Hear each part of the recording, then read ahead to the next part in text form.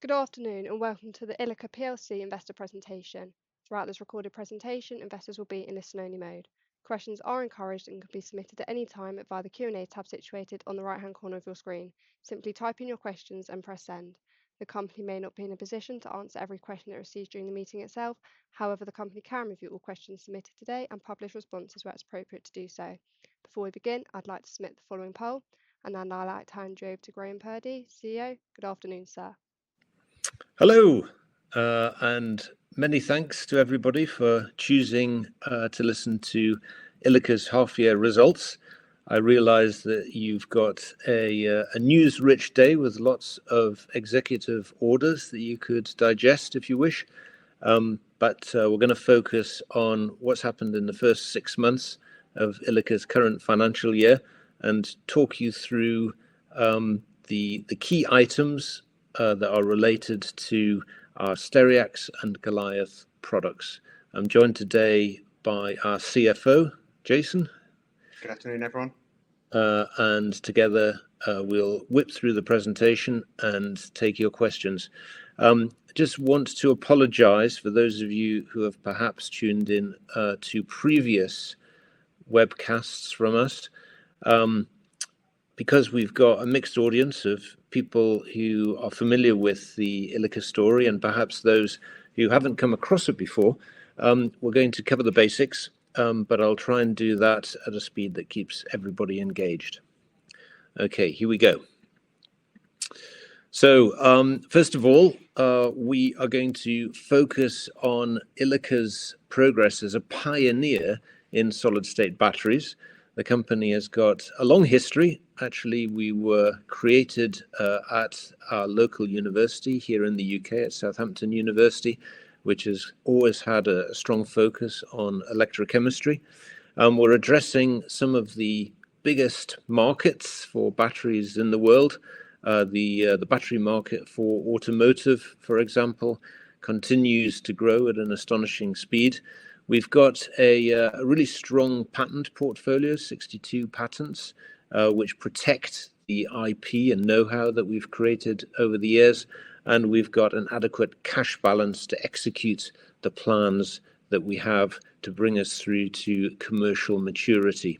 So on the one hand, we've got our Stereax miniature cells, which are primarily designed for miniature medical devices and also some industrial IoT applications, so wireless sensors.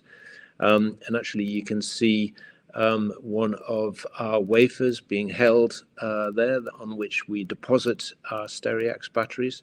And then on the other hand, we've got our Goliath large format cells, which are being developed for the automotive industry as well as cordless consumer appliances.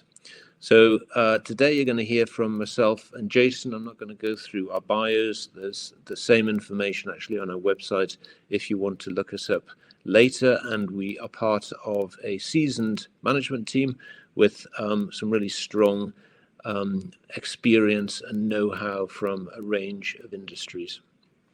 So first of all, how do we make money at ILIKA? What's our business model?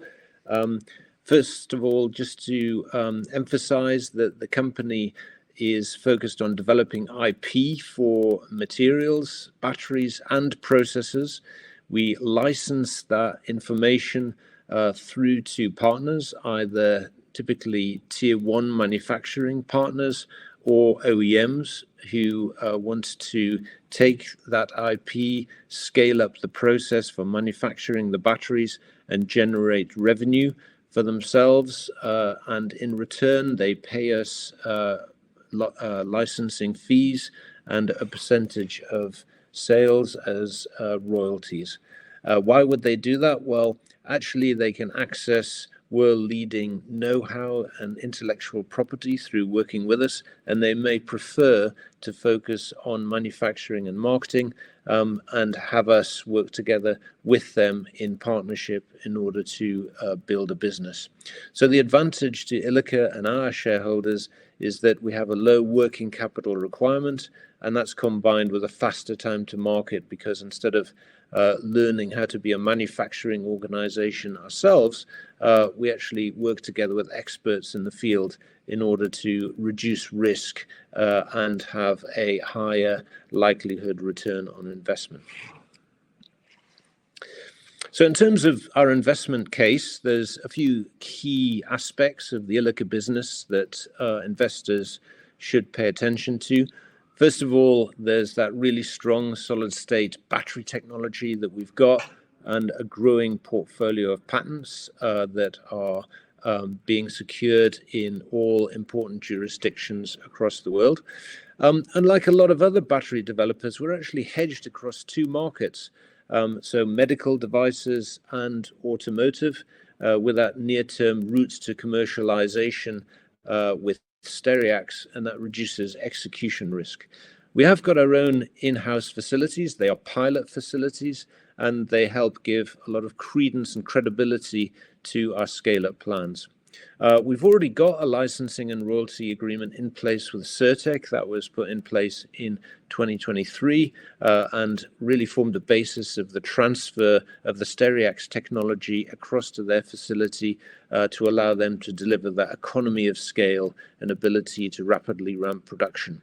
And also on the Goliath side, we've shipped our first batch of Goliath batteries. They've been assessed by automotive customers, and we are engaged with a wider portfolio, indeed, of 21 OEMs and tier one companies who are working with us in order to implement our next generation of prototypes. So let's start with Stereax. There is an unfortunate trend in global healthcare where actually, although people are living longer, they're not necessarily living healthier lives. And this creates an immense burden on healthcare systems. Obesity, unfortunately, is also a global trend, and that's got all sorts of healthcare implications that need to be addressed. One of the ways of addressing this more effectively is to use active implantable medical devices, or AIMDs as they're referred to, and they can address all sorts of different applications that we'll mention in a bit more detail as we go through this presentation. But this is really part of what some people call the electroceutical revolution, where electronic devices that stimulate part of the body are used more efficiently than pharmaceuticals, which are, of course, chemicals which have been designed for a specific outcome, but often come along with undesired side effects. When you deploy an AIMD, unfortunately, the largest component is often the battery, particularly if you use a primary battery. So a definition of a primary battery is that that is a single-use battery that needs to be discarded once it is fully discharged.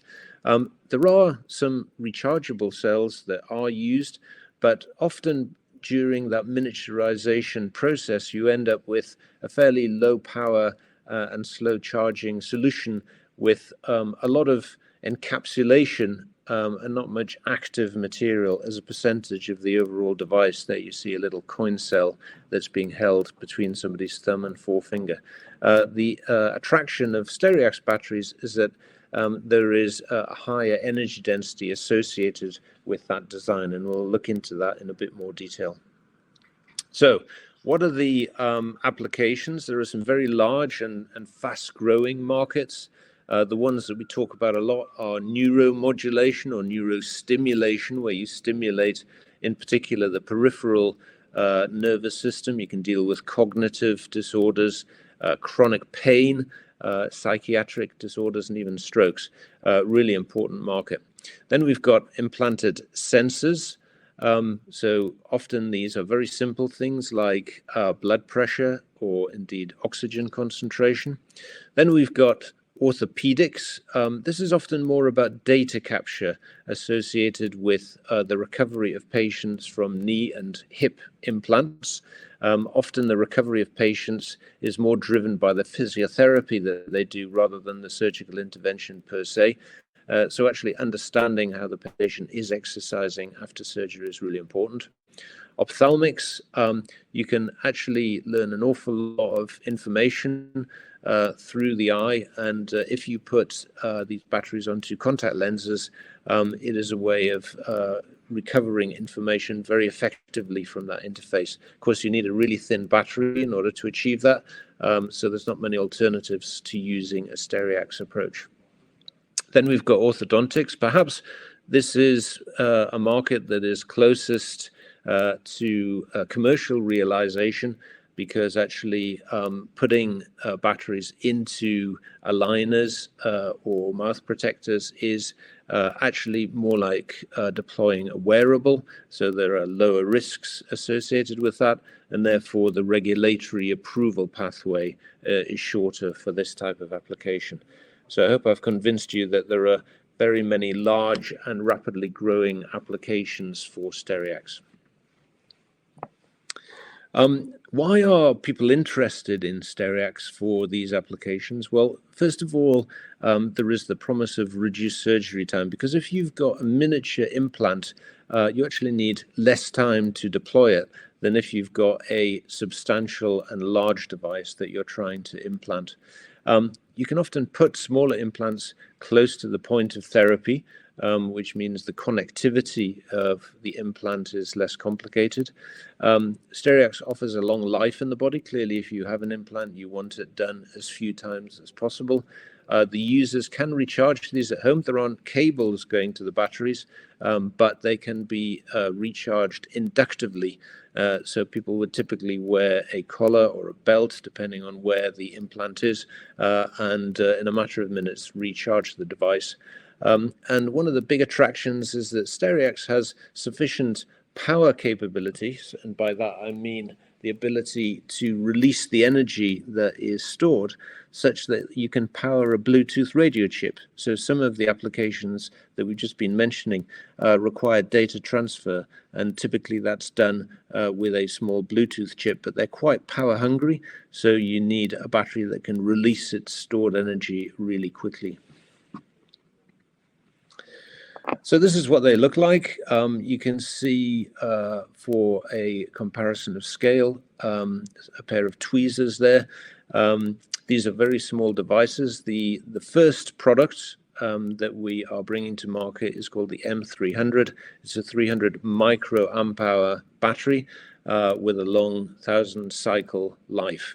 These are very effective little batteries. Of course, they look more like electronic components than, say, a familiar pouch cell or a cylindrical cell, but they've been designed that way to minimize their volumetric size in the body and to enable them to be connected through those gold contacts that you see on the surface of the device as effectively as possible with the medical device.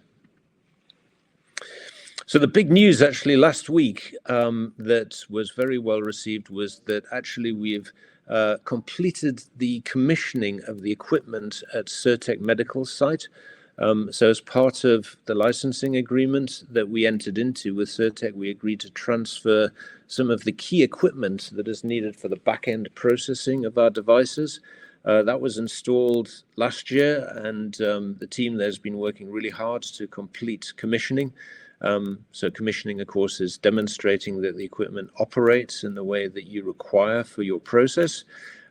We've actually completed now the user acceptance tests, and what Cirtec call the engineering lots have been started. So these are the official and initial production runs for creating batches of product which can be verified and tested to make sure that it hits specification.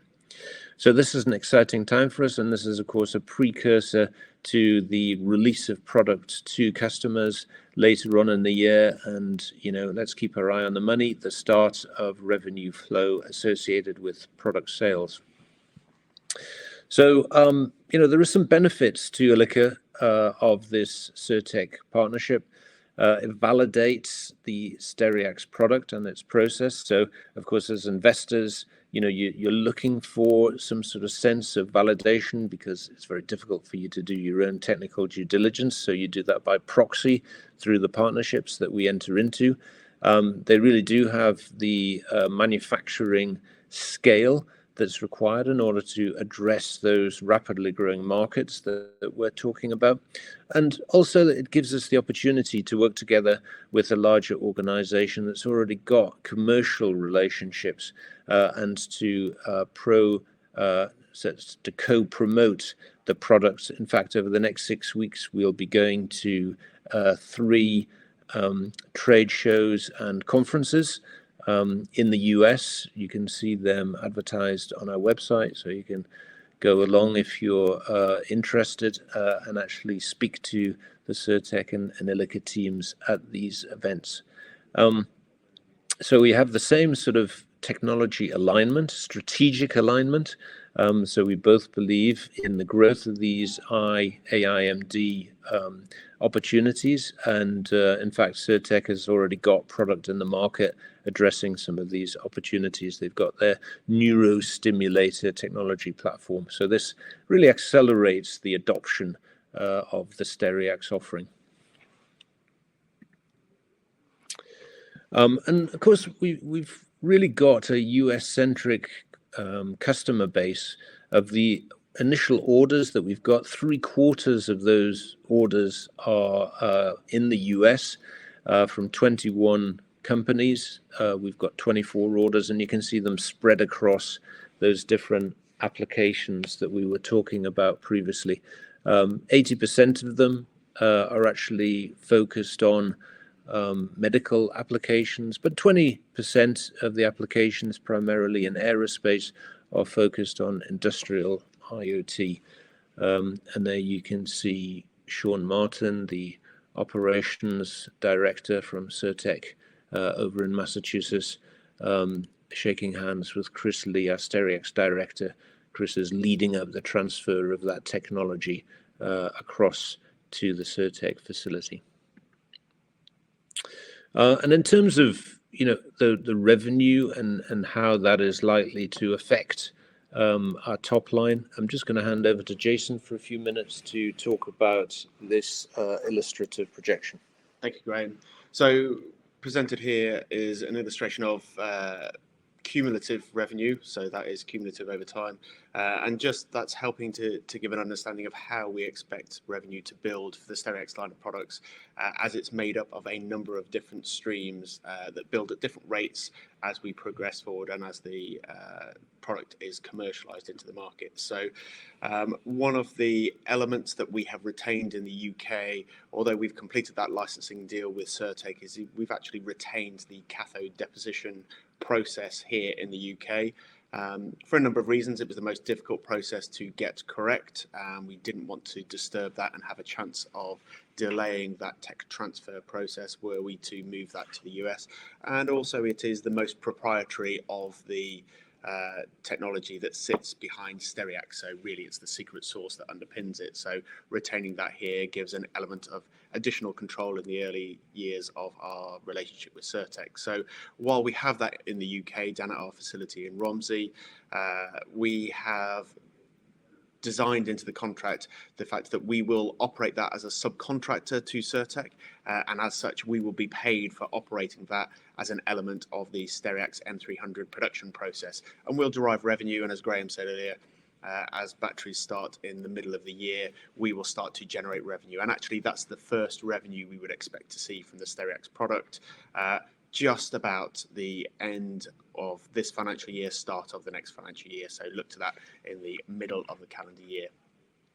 Following on from that, you will see battery revenue commencing, albeit that in the early days, so once again in this calendar year, we would expect the revenue from batteries under the Cirtec deal to be very small as they are first delivered for those initial lab-based trials. So Graham talked about the number of leads that we have already, so customers waiting for those products, and we expect that to grow through those trade shows that Graham talked about. But in the early year, we're expecting that to be very low volumes, but growing as they then progress through their certification, depending on the class of device that they're supporting. A major element then that feeds into that within the medtech sector is what's called non-reoccurring engineering. So this is a very well-trodden path, and actually we've taken a lot of information from Cirtec as to what to expect from this, as they live and breathe this on a daily basis, and that's the grey section you can see on the graph. We would expect there to be lots of interaction with those customers that are interested in taking our batteries. Many of them will be interested in the product as we present it, but a number will also look to say, actually, for their particular application, their particular device, please can we look at making it slightly different? And that's one of the key advantages of the Stereax product that Graham talked about, is we have the ability to change the size in terms of length, height to affect particular applications. So that really gives us a lot of opportunity to drive revenue and new product lines coming out that we can develop. And then finally, across the bottom, we would expect and have preserved the right within that contract with Cirtec to issue other licenses outside of medtech. So for that industrial Internet of Things that Graham talked about, that makes up 20% of that order book, if those applications come along at very high volume, then we can raise additional licenses, and there would be a license fee associated with that. And also, if we have very high volume, even within the medtech sector, then we have preserved the ability to make sure that we can support that. So hopefully that helps you to understand how revenue can build on different streams as years go forward. Brilliant. Thanks, Jason. So let's change gear a little bit and talk about our large format Goliath batteries. Of course, this is one particular sector where there is tremendous regulatory driven uptake. So 145 countries have now announced net zero targets, perhaps with one or two notable omissions. And this covers actually 90% of global emissions, and transport really is the largest emitting sector. So addressing this particular opportunity is really important to the governments in many countries. We have seen sustained growth in electric vehicle sales, although perhaps the rate of growth hasn't been quite as rapid as some analysts and indeed OEMs were anticipating. Typical reasons for not purchasing an electric vehicle are, first of all, concerns about driving range, sometimes referred to as range anxiety, time it takes to recharge an EV, costs, and also safety concerns. And actually, solid state can go a long way towards addressing these concerns. And that's why many OEMs include solid state batteries on their technology roadmaps. And one of the things that is important to understand about solid state batteries is that actually the technology landscape is quite complex. You can make solid state batteries using different material combinations. We actually combine oxide electrolytes with silicon anodes, and the principal reasons for that are that those materials are easy to handle in a manufacturing environment. Right from the start, we've designed our batteries so that they can be easily implemented either in existing or new gigafactories. You also get a long cell life by choosing those materials. Typically, they're low cost, and also they've got a lower manufacturing carbon footprint. So, there's no point in building a battery for an EV if the emissions associated with making that battery pack are so large that it takes a long time to offset those initial emissions. So that's why having a low carbon footprint manufacturing process makes a big contribution towards that carbon net zero approach that we're just mentioning. There are other approaches. I typically say it's sometimes difficult to compare these different approaches directly.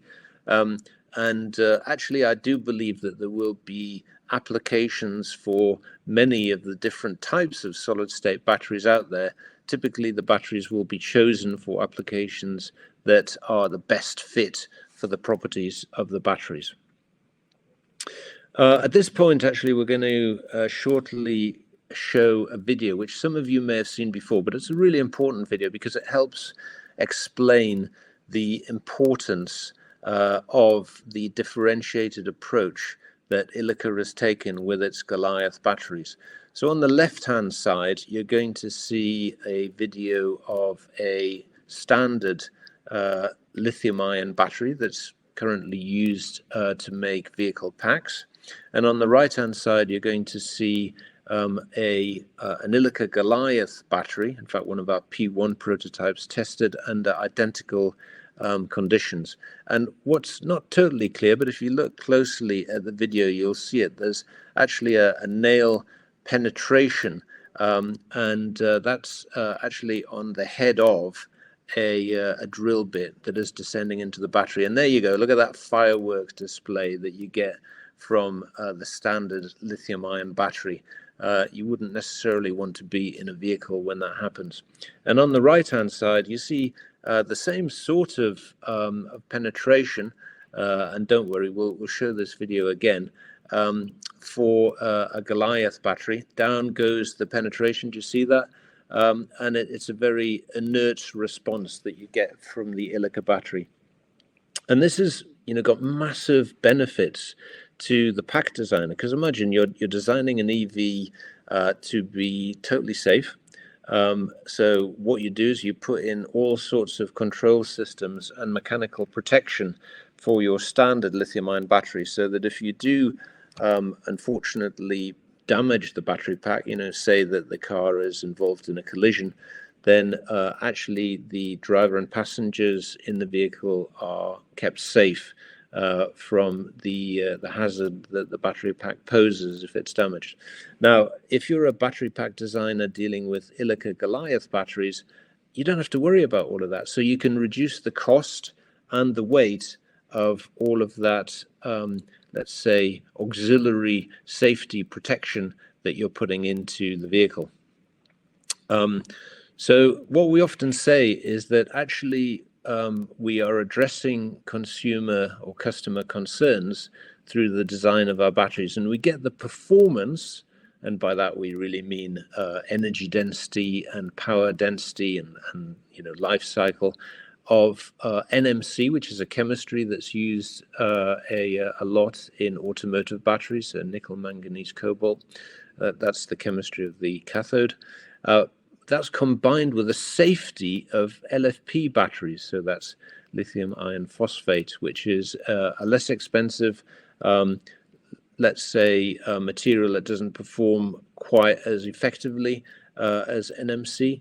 And so therefore you're getting lightweight vehicles with a longer range that are made from materials that are safe to handle and manufacture, and use, and also are easier to recycle at the end of life. Imagine, trying to recycle an NMC battery where you've got that flammable liquid electrolyte that you're having to deal with in safe conditions as you strip away the packaging of the battery. Well, in Goliath solid state, you don't have those concerns, so you've got an ease of recycling. And actually, just recently, we have commissioned a company called Balance Batteries to actually do a little bit of quantification of the benefits of Goliath at pack level. So they modeled a Hyundai Ioniq 5, so state-of-the-art EV. And worked out what the benefits would be if we deployed Goliath solid-state batteries in that vehicle. So the battery pack is 20% lighter. The bill of materials is £2,500 less. Actually, by the time you put a profit margin on that, that explains already a lot of the price differential that you see between equivalent EV and, say, diesel or petrol-driven vehicles.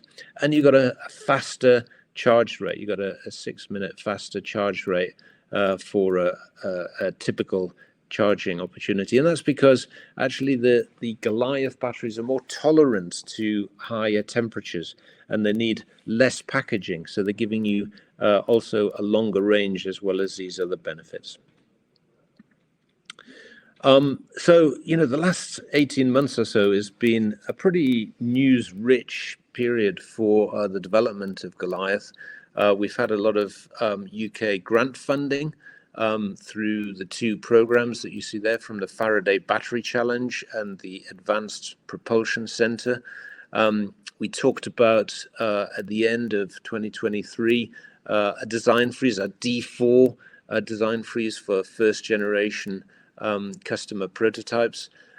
We then achieved lithium-ion energy density parity. So what does that mean? It means actually that the batteries we're making now have got at least as good as the energy density of existing lithium-ion batteries.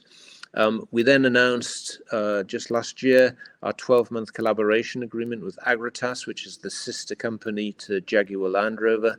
We commenced testing of our batteries on behalf of customers, and customers got samples themselves. We published this great safety data, and of course that video we were just watching was part of that. So that's what we called our D5 milestone. And then actually just recently we've announced our 10 amp hour battery capacity being reached at D6. So that's a 5 times increase in battery capacity relative to the P1 prototypes that we'd released to customers. So what are the next 18 months or so hold in store for us? So this is a really exciting time. We're already getting customer testing feedback from those P1 samples. We've got a design freeze coming up for our 10 amp hour batteries. We've also got the last pieces of our assembly line that we're building that are coming up to factory acceptance test. We've got our design freeze for a much larger 50 amp hour third generation prototypes, what we call our D8. And then we've got, the release of these prototypes to customers. So our P1.5, which really relates back to that D7 design freeze, that 10 amp hour battery.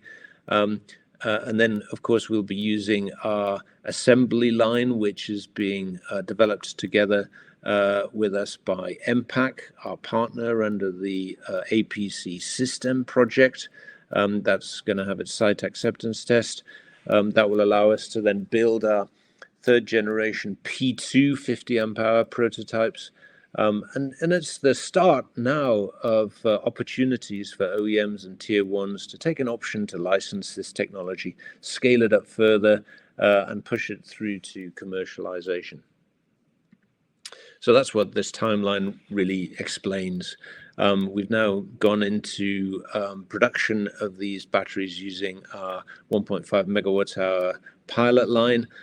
Towards the end of this year, we will be releasing our A samples, which is really another way of saying our MVP or our minimum viable product, our P2 prototypes. And at this point, potential licensees are saying, yeah, I like the look of these batteries. How do I then take these and scale them up ready for commercial production? So a lot of them have their own scale-up facilities. When they're thinking about gigascale deployment, they often want to do that at megawatt scale on large pieces of equipment and make what the industry calls B and C samples on production intent equipment and get ready then for gigafactory rollout. So this scale-up is really done together with the OEM and the license. And that's how our business model works, is that we're transferring that know-how onto a manufacturing partner. So who's interested in what we're doing? We've now got 21 companies. These are not the same 21 companies that we've got orders from for our Stereax batteries. In fact, they're very different. These are typically automotive or consumer electronics companies. And you see that breakdown actually by non-disclosure agreement on the left-hand pie chart there. By geography, quite a few in the UK, a lot in the EU, some in the USA, and some in Asia. In fact, the majority are in the EU. Some of the biggest car companies in the world, of course, are located in the EU. So that's an important trading partner for us. And in terms of the first deployments, we've really designed these batteries not in the first instance for the mass market, for low price, mass market EVs, but actually for some of the higher performance, higher volume performance vehicles. That'll be our market entry point. And in due course, as the volume of manufacturing increases, you might see solid state cascading then into some of the entry level, lower cost vehicles. Forecasts are still pretty strong for solid state batteries. They're still expected to own a significant percentage of the overall EV battery market as you move forward towards the end of this decade. Jason, maybe say a few words, please, about the growth of Goliath revenue and how we can expect that to develop in the coming years. Thanks, Graham. And very similar to the build of the Stereax revenue expectations. So the graph you can see is illustrative of how we would expect the cumulative income to grow over a 10-year period.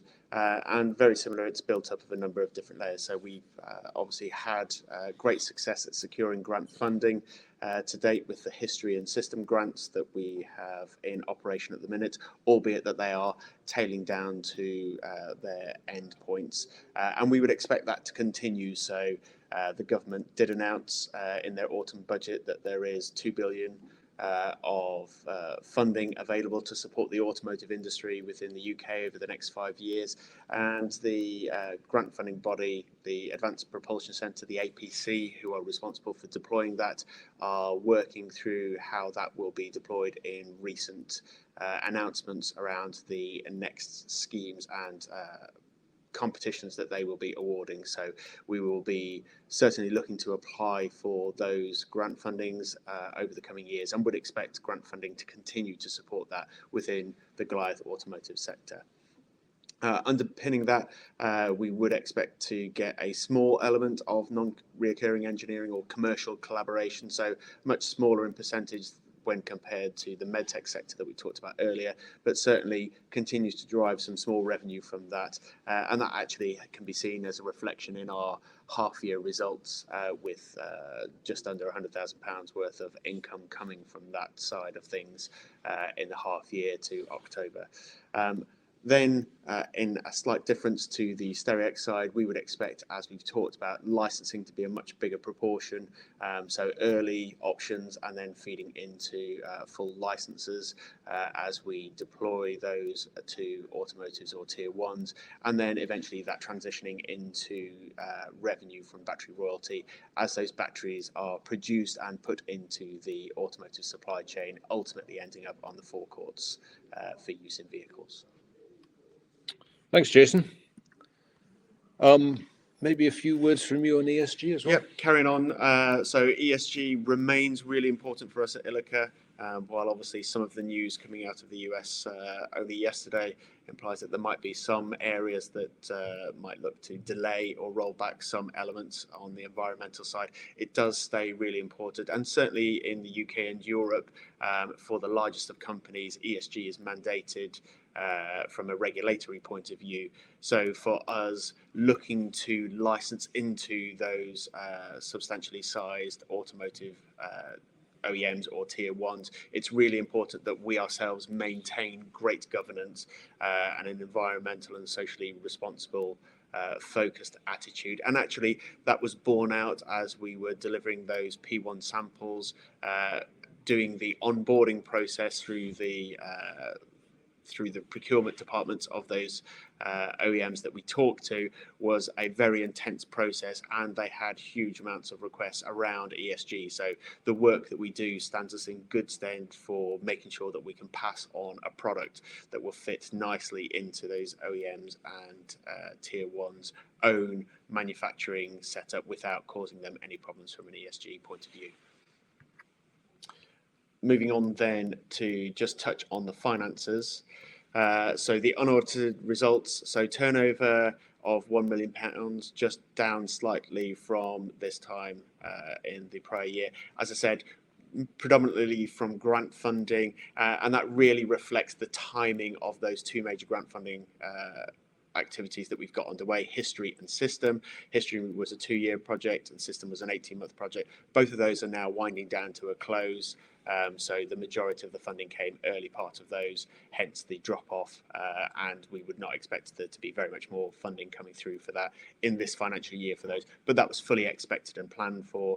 And then, as I've already said, we would look into those next applications to apply for and hopefully succeed in securing further grant funding in future years as we go forward. But then, just to point, as I'd already said, we have derived the first bit of commercial income from the Goliath batteries, really around those P1 samples and the commercial collaboration programs that goes underneath them. While that's not going to be a major part of revenue driving going forward, it's essential to ensure that having a price associated with these samples ensures that they are actively tested and used by these large companies that receive them, not just disappeared into an R&D department, so that we get active engagement and good feedback from those customers who are starting to look at them. So that's a really important piece, a good indicator of engagement. Feeding in there to EBITDA loss, excluding share-based payments of 1.9 million, which is exactly the same as prior year. So despite that slightly lower turnover, we've really kept on top of cost management at an operational level to make sure that we are watching our cash burn, making sure that we are tightly controlling that, and continuing to ensure that we're delivering to the timescale, so no change to the timescales from previous presentations, but still managing costs in doing so, so deploying shareholder capital to best effect. And then on top of that, with our management around our capital spend, so Graham touched on the large manufacturing tool that we've got coming that we're working with MPAC. That's through the System grant. That's a really good example of how we've reduced our capital spend requirements by using that grant funding to support that activity. So that helps to deliver us the appropriate equipment to close out that 1.5 megawatt production line, but at a really limited capital cost. And that, along with that cost control in the EBITDA position, really has underpinned that cash balance at the half year of 10.1, down from 13.2 at the prior year, obviously with that small raise that we undertook in May to bolster the balance sheet. And we will continue to manage that cash appropriately as we go forward and look to maximise the opportunities that we get through R&D tax credits and payments that we secure and have succeeded in doing for years. Thank you, Jason. So just to wrap up before we get into the questions, I can see there's plenty of interesting questions that have come through. Our outlook, I think, can be summarized by saying that, first of all, it is a period of scaling up Stereax through that joint manufacturing agreement and co-marketing with Cirtec. We are maturing the Goliath technology with partners through a series of very nicely defined technical milestones, which we've summarized earlier in this presentation. And as Jason's just emphasized, we'll continue to pursue grant support and strategic partnering to make sure that we push commercial momentum into the Goliath program. And, that commercial opportunity really continues to build for our technology across some very large addressable markets, giving us a strong platform for that future growth that we aspire to.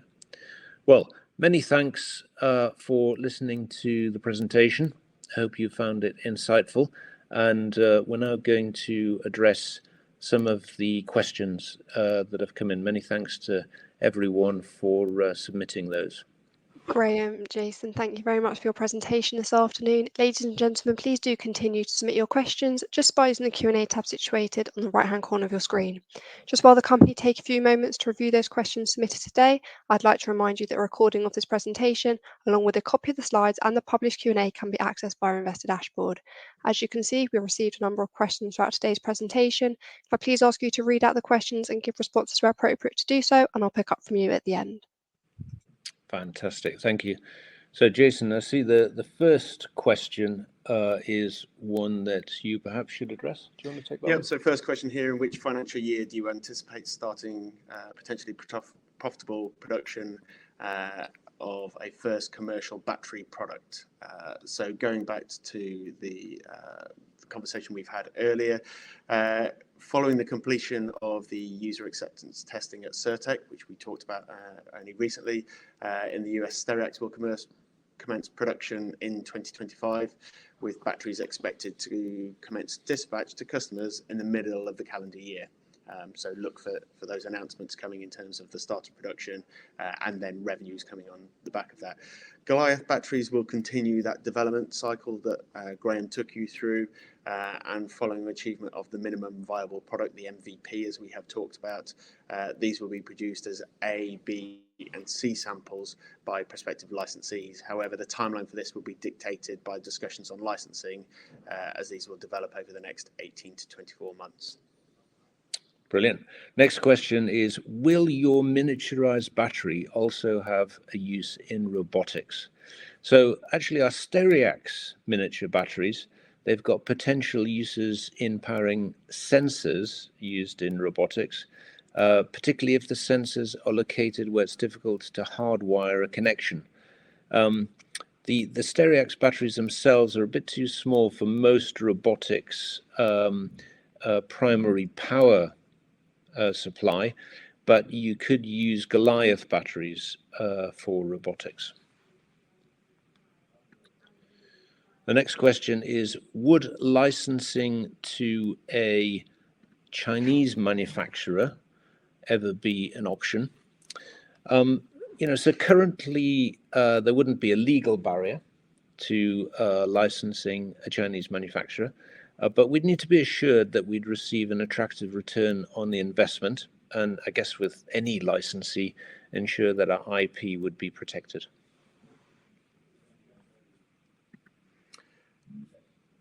Switching on then to the some more questions here, and there's one pops up a number of times, so just to clarify it. So when looking at the graphs that we've shown for both Stereax and Goliath in terms of indicative expectations around the build of both revenue and the timeline that those come over, as we are waiting to put those batteries into full production on the Stereax side and waiting to go through the Goliath side, we're not in a position where we can give defined forward guidance from this perspective at the moment. But as soon as those start to crystallize, and we would expect that to start to come sooner from the Stereax side, as we've said, we will start to be able to give better information and better guidance coming into the market so that we can guide you specifically. But until such time as we enter into that, we must carefully follow the regulations in terms of sharing any forward guidance information, hence why they are not included at this point in time. Yeah, and maybe I would just sort of add to that and say that, of course, analysts who cover us do give forecasts of revenue, of their expectations of revenue. And in fact, I would point people to Research Tree, which is a publicly available resource where sophisticated investors are permitted to read some of the analyst coverage that's available on ILIKA. So, for instance, the Cavendish initiation note that was written recently by John Mark Bunce is available on Research Tree. So there's more detailed information on his assessment of forward prospects for the company. So the next question is, why is non-recurring engineering revenue larger than royalty revenue in a company that seeks to replicate ARM's IP business model?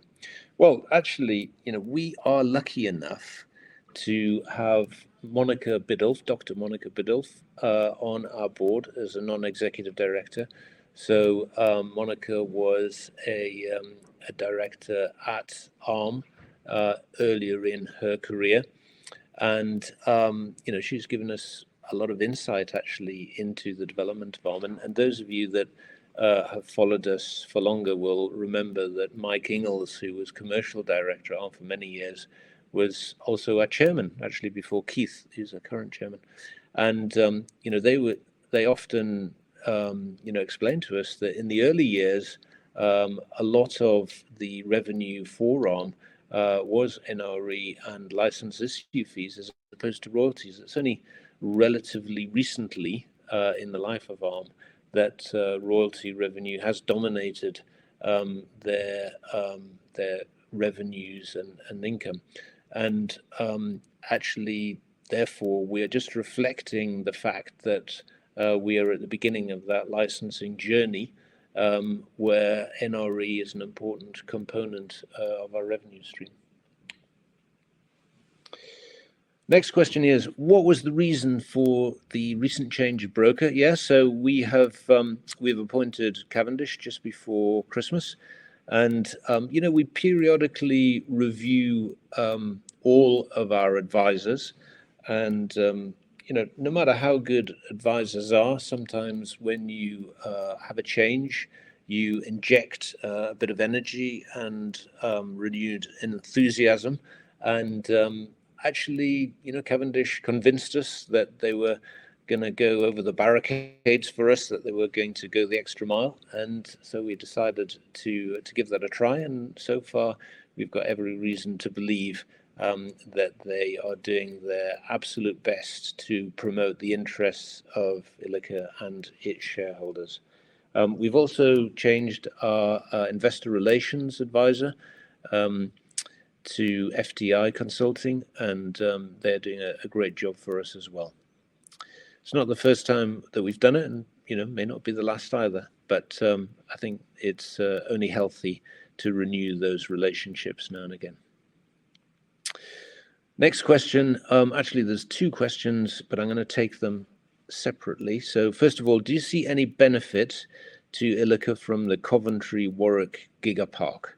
Well, actually, I would say that we are receiving, lots of benefit from that cluster of capability in the Midlands.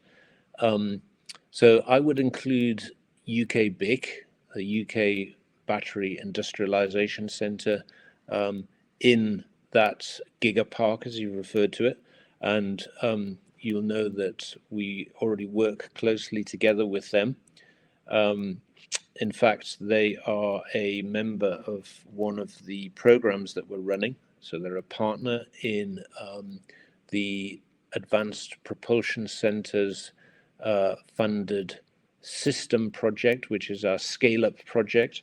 And they've recently been doing some work demonstrating the scalability of our manufacturing process on their substantial coating line that they've got at UK BIC. So some very direct interaction there. There's a lot of fantastic know-how, and I'm sure actually going forward we'll be continuing to work in close partnership in order to deliver some very convincing scale-up data from our approach. And that scale-up information and demonstration is really important to convince licensees that they can deploy this solid-state technology of ours in a gigafactory, and actually that the conversion from a standard gigafactory process to our process is not as traumatic as you might fear.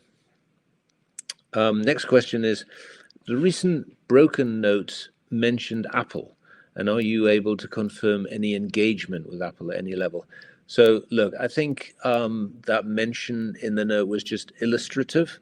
Of course, we have a number of interactions with large commercial organizations that are interested in battery technology.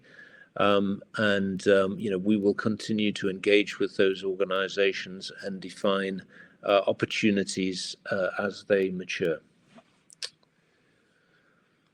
Next question is, will 10 amp hour capacity be competitive? Okay, well, so the 10 amp hour capacity is actually an intermediate milestone that we will be launching as part of our P1.5, which is the prototype we expect to release in the middle of this year.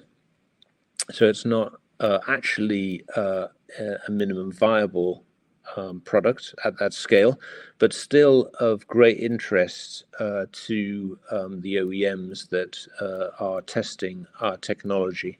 And we've spent a lot of time engaging with those 21 OEMs and tier ones that I mentioned, And we've already verified that there is significant interest in that 10 amp hour capacity device. Will D8 improve on 10 amp hour capacity? Yeah, absolutely. So as we mentioned earlier, actually D8 is a precursor to P2, and the P2 is a 50 amp hour capacity pouch cell. So plenty of opportunity to address some of the larger capacity rollouts that the OEMs are interested in. And the next question is, can you share initial feedback from the testers? Yeah, so the feedback is that these batteries at P1 status, remember that was our first prototype, do what they say on the tin. So there is continued engagement with those testing companies in order to go to the next level. Jason, do you want to take the next one? Yeah, so a question here from Paul Art. So cash remains a major concern for investors. When do you expect further grant or similar funding? So as I mentioned earlier, we have a strong track record with securing grant funding, and there has been a small hiatus in available grant funding while we had the election last year and then waited for the budget. But as I said previously, that we've now got 2 billion confirmed over the next 5 years to be deployed to support automotive transformation, so grant funding to support that transformation within the UK, being deployed through the APC, the Advanced Propulsion Centre, and they've recently just restarted to launch their competitions, as they call them, so the funding rounds for applications. So we are working very closely with them to identify which will be the right applications to go through. Not all of those open competitions are applicable for what we are trying to achieve. So we need to choose the right one that is the best match for our scale up and the next steps of activity that we need to do with that Goliath story. Unfortunately, it remains very much a support of the Goliath activity. No grant funding is available for the Stereax side of the business, with MedTech not really being heavily supported from that grant perspective. But we do continue to get strong interaction and good time and engagement from Whitehall around the Goliath side of the business. So we will continue to push on that and secure what funding is available. So the next question is, so in the last 20 years, what would you say is the biggest success? Wow, that's a great question. I would say actually the transition from being a service-based organization where we used high throughput to innovate different materials on behalf of customers to a product-based organization, to have done that successfully and to have two very exciting product lines is probably one of the highlights for me. Next question is, I probably missed it. What chemical do ILIKA batteries use? So our Stereax batteries use an LCO cathode combined with a silicon anode. So LCO is lithium cobalt oxide. It's a cathode material that's used extensively in consumer electronics. The Goliath batteries actually use a choice of materials which is found more extensively in the automotive sector. So that's NMC, which is a lithium, nickel, manganese, cobalt oxide cathode, a bit of a mouthful, combined with a silicon anode again. So these are materials that are very familiar to the automotive industry. And of course, the secret sauce for us is really the oxide electrolytes that we use in each of our solid state batteries. So actually we use different oxide electrolytes for Stereax and Goliath, but they've been chosen for a combination of their ionic conductivity and compatibility, chemical compatibility with the other components in the cells. So look, is Stereax adaptable to the rechargeable hearing aid market?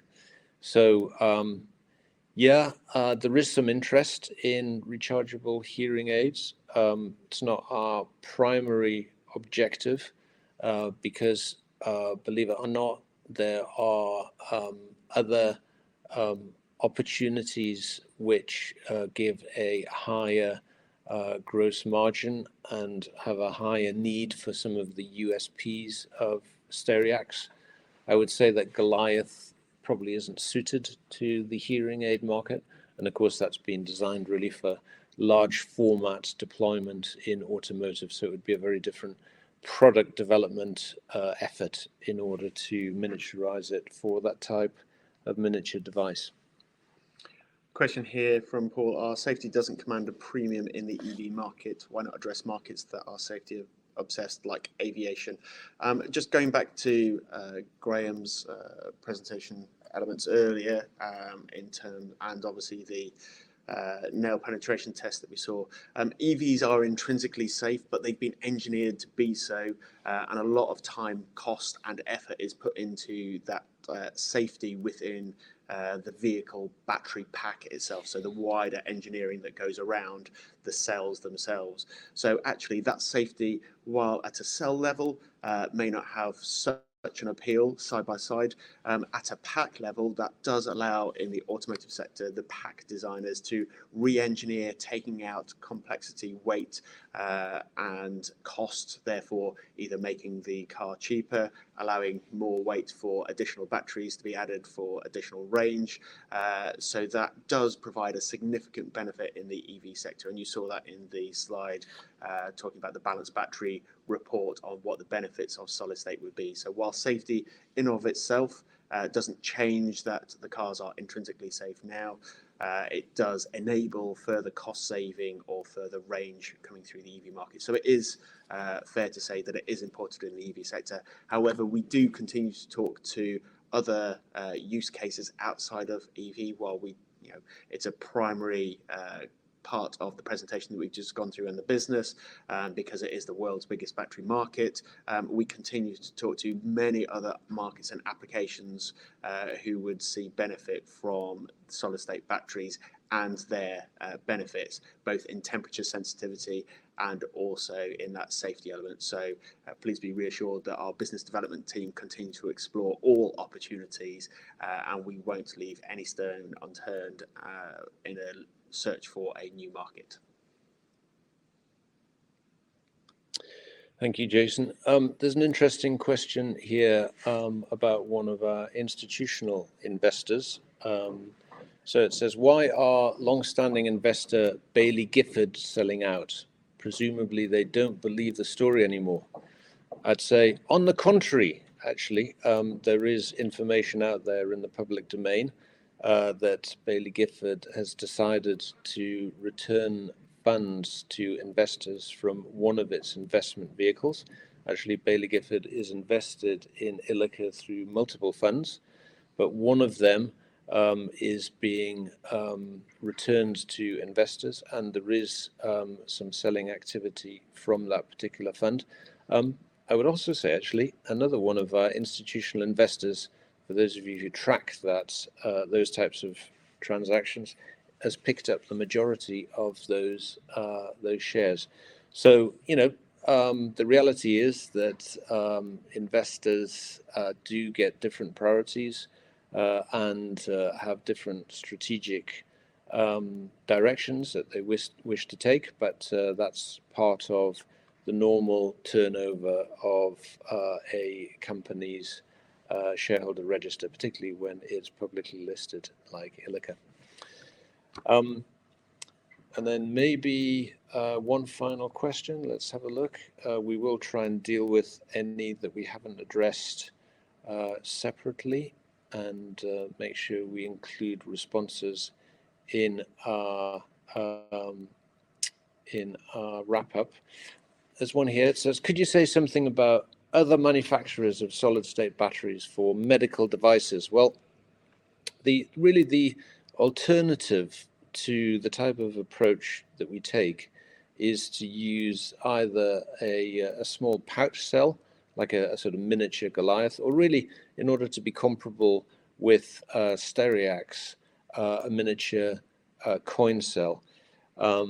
But as I mentioned, actually, when we were talking about those alternatives, when you start to make a tiny little coin cell, you end up with an awful lot of can and not very much active material. And the big attraction of the Stereax batteries, it's a radically different, let's say, disruptive design, which has a lot of encapsulated active material and not so much encapsulation.